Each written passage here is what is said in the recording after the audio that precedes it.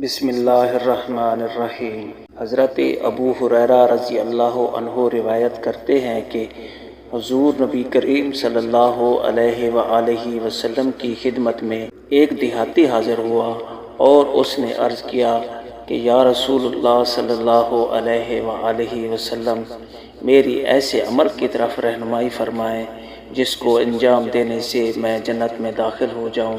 حضور صلی اللہ علیہ وآلہ وسلم نے فرمایا، اللہ تعالیٰ کی عبادت اس طرح کرو کہ عبادت میں اللہ تعالیٰ کے ساتھ کسی اور کو اس کا شریک نہ بناؤ، فرض نمازیں اور مقررہ زکوٰۃ ادا کرو اور رمضان المبارک کے روزے رکھو۔ اس اعرابی نے کہا، اس ذات کی قسم جس کے قبضہ قدرت میں میری جان ہے، میں ان احکام پر کوئی اضافی نہیں کروں گا۔